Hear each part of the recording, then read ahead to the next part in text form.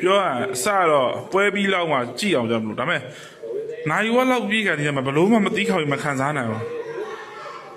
ယောက်ျားလေးမိန်းကလေးအသိရထားပါ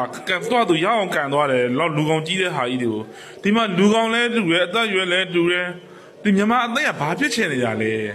ပြောတာဘာဖြစ်ချင်နေကြလဲမိနစ်30ရှိမြန်မာအသိရကစားခွက်ကဘာလဲဆိုတာလေကိုလည်းစဉ်းစားလို့မရဘူးကြည့်လို့လည်းမရဘူးငါစဉ်းစားလို့ရတော့တွေးလို့မရတဲ့အုံနောက်လေးတွေထိုင်ကြည့်မိတယ်ဘာကောင်းနေလဲပေးလိုက်ရတဲ့ဂိုးတို့စဉ်းစားကြည့်ဟိုဘက်ထောင်းထိဟိုဘက်ထောင်းထိဟိုကောင်ကဆွဲဝင်သွားတယ်အဲ့ဘက်ကောင်ကတောင်းမို့ရောက်နေပြီပေးကြဆိုတော့နောက်ကိုပြန်ချိုးဖို့ပေးပါတခုပဲရှိတော့တယ်ဒီကောင်နေအဲ့လောက်တော့အဲ့ဒါလေးတော့မတတ်ဘူးလားပေးလိုက်တဲ့ဂိုးဆိုဖိလစ်ပိုင်2ယောက်နဲ့တွင်းသွားတာမြန်မာနောက်တန်း4ယောက်ကိုနော်မြန်မာနောက်တန်း4ယောက်ကိုတွင်းသွားတာအခုလည်းကြည့်ပြောပြမယ်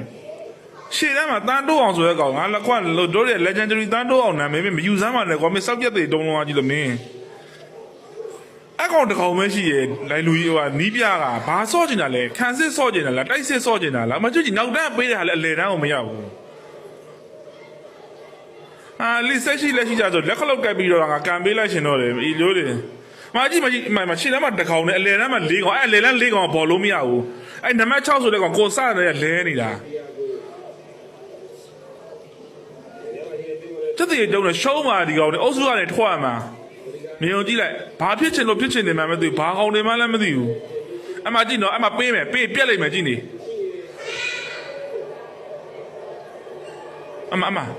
ပြက်မှာပဲပူနဲ့ခြေတန်းမှာတကောင်နဲ့တွေ့လားအဲ့ဒါကိုပြောတာဘာဖြစ်ချင်နေရလဲအလဲတန်း4ယောက်ကစားပြီးတော့ဘောလုံးတော့မရဘူးအလုံးမချက်တုံးသိင်းဖော့တာမှရိုးမဖွတ်ချီးတယ်လီ